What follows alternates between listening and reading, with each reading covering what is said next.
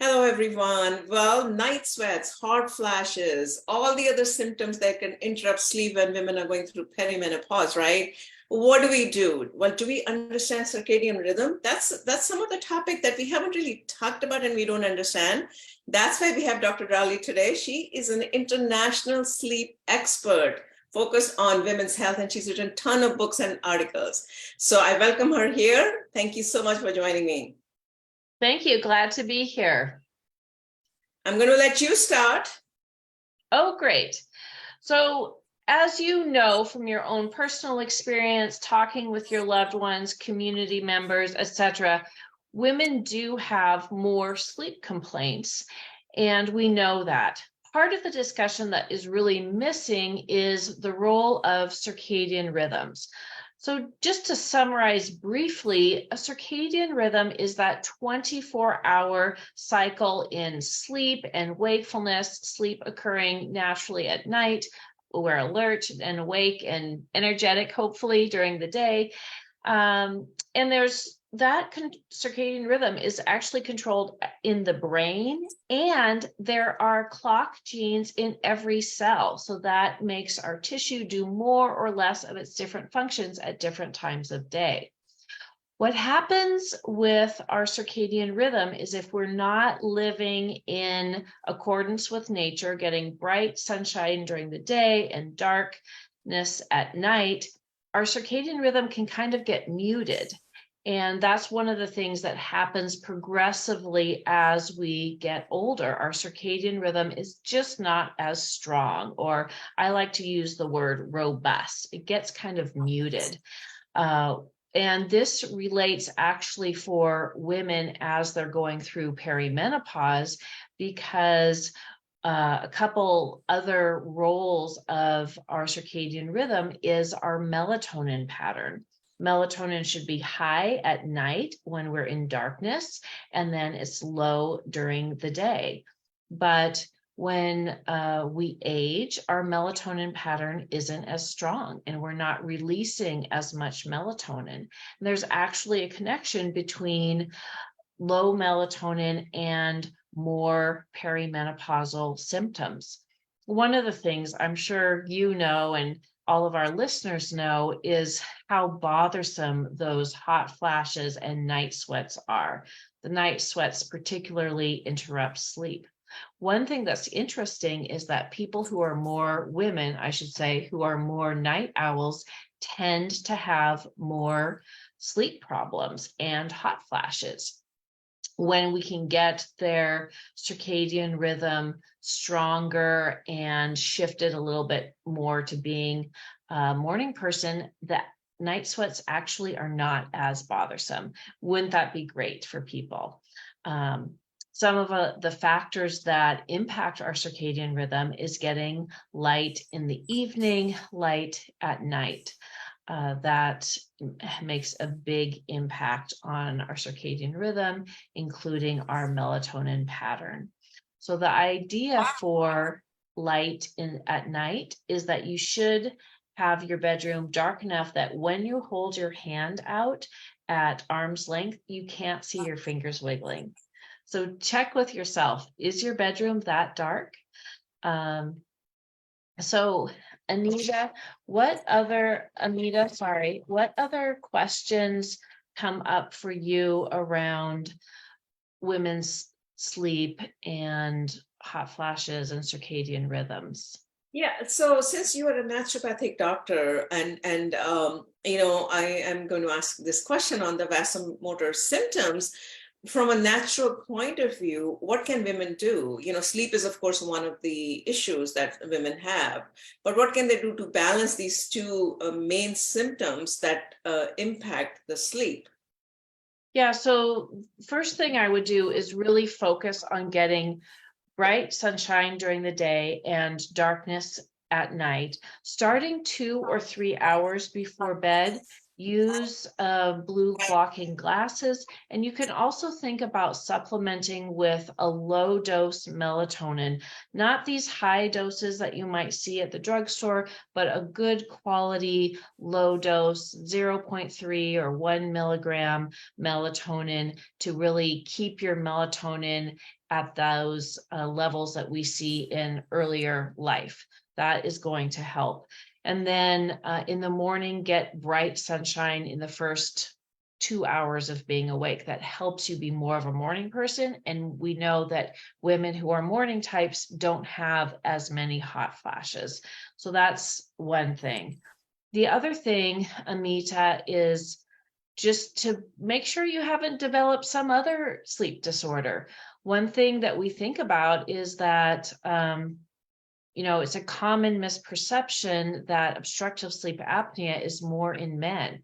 Actually, as you go through the menopausal transition and become menopausal, postmenopausal women, the rates of obstructive sleep apnea in postmenopausal women are the same as men that age. So think about, have I developed obstructive sleep apnea? Or the other one that we see increasing as women get older is restless leg syndrome and other movement disorders of sleep. I would rule those out. And then, to manage the symptoms of the hot flashes, get those wicking fabrics to help you keep cool at night. They're specially designed fabrics that wick away moisture, wick away heat. We ideally want our bedrooms to be cooler than 65 degrees for sleep. That actually helps us sleep better. So do what you can with your environment. That can actually make a big difference. What about some of the herbs or some kind of a diet, that women can follow to really help with the relief from these two symptoms? Yes. So alcohol will also make hot flashes worse and disturb sleep. So the recommendation with alcohol is not to have any alcohol for 3 hours before bed, and to limit yourself to just one drink at most. That will be worth it. You'll feel symptomatically better. The other recommendation is to make sure you're also done with your meals, because, as we take in food, it stimulates digestion, which increases our heat. So we want to decrease that. And then there are herbs and nutrients that promote sleep. I like to use nutrients more than herbs. That's my favorite part of my toolkit. So some that I think about: glycine, which is an amino acid. It will actually promote deep sleep, which is much more restorative feeling. That can be a good supplement.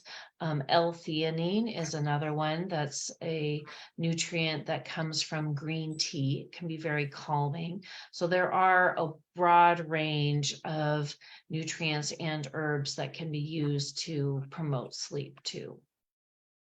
All right. Anything else you want to add? This is a quick 10-minute session that we bring on a daily basis. Maybe a last question would be not related to sleep, but I know you're a naturopathic doctor. I have to ask you this question. I can stop myself. Why do we get these hot flashes and night sweats? Maybe you can explain that in 1 minute. Why do we get that when we are going through this? We know the hormones are going up and down, but why do we get these two symptoms?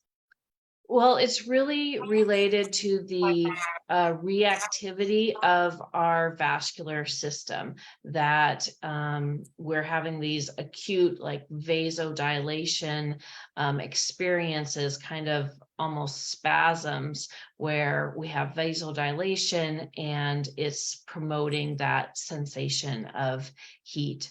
Amita, the last thing I'd like to close with is, when I work with clients who are perimenopausal, what I hear from them is, when we do sleep specific treatment plans and focus on strengthening their circadian rhythm, that in itself makes the night sweats and hot flashes less bothersome. So, address, yes, the hot flashes and night sweats, but also do focus on promoting your sleep and really strengthening your circadian rhythm, because if those are more robust, they're not going to be as disturbed as much by those vasomotor symptoms. All right, that's great. You know, interestingly, Ayurveda, I'm sure you know about that talks Yeah. about circadian rhythm in a very detailed manner. You know, literally going through at a 2 hour window what you should be doing, which we are not getting into right now. The whole idea was to really for you to talk about how circadian rhythm, strengthening our circadian rhythm, can help us find relief from these symptoms that are generally not present before your perimenopause and menopause, right? Right. Yeah. So I have an attendee who's coming. Can we just wait for 1 second and see if she has a question, if you don't mind? Someone Sure, is, that's fine. yeah. All right, so Diana has just joined us. Diana, we are just going to finish this. I'm so sorry. She's connecting to audio. If you have a question, you can unmute yourself and or chat. So if I'll just request you to wait for 1 second. I see her connecting to. Let me see. That I don't see the audio yet. So, circadian rhythm is very, until I see the thing, is very clearly described in Ayurveda. So my question would be, while we wait for Diana, is that what you are also propagating, like the 2 hour, you know, how they have from 2 to 4, do this, 4 to 6. It's a very detailed analysis of circadian rhythm. Do you want to explain when you say circadian rhythm, what exactly you mean? Are you telling people to follow an Ayurvedic principles or what?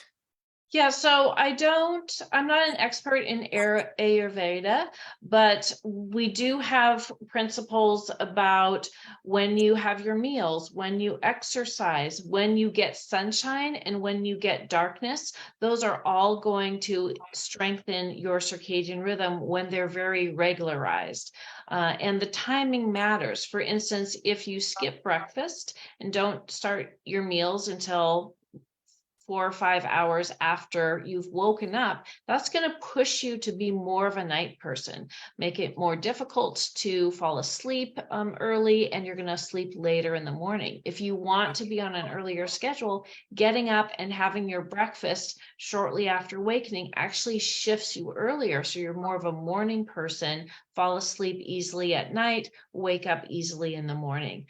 Same kinds of things for exercise. Exercise before 4 o'clock in the afternoon is going to make you be more of a morning person. Exercising at 7 p.m. or later is going to make you be more of a night person. So we really think about it in terms of those time points, meals, exercise, etc., is in relation to the person's both their natural schedule and their desired schedule. Got it. And the thing is, all of us most of us are working during the day. You end up exercising at night, in the evening. I mean, I do. And so, Sure. but that's going against the circadian rhythm, is to your point, right? Right. Yeah. So we have a lot of factors in our lifestyle that push us to be more of a night person, which if we need to go to bed, earlier so that we can get enough sleep before work, that's going to make our sleep more challenged. Okay. All right. Diana, I see that you have joined us. If you have any questions, I'll give you a moment to put it in the chat window. We were just going to wrap up. This is a quick 10-minute session that we bring on a daily basis. If you have any feedback, I see that you haven't joined the audio yet, but if you have anything on the chat, I'll give a moment. Okay. I don't see anything. You're welcome to send us an email at nourishtalk1@gmail.com or care@nourishtalk. If you have any questions, we'll be happy to take care. In the meantime, your last words before we wrap up, Dr. Darley?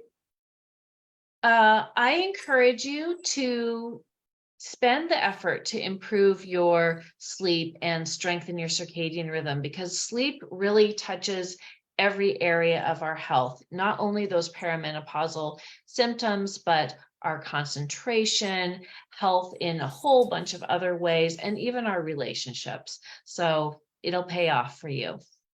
Thank you. Anything from you, Diana? We unfortunately are wrapping up. Any questions? You can unmute yourself or chat.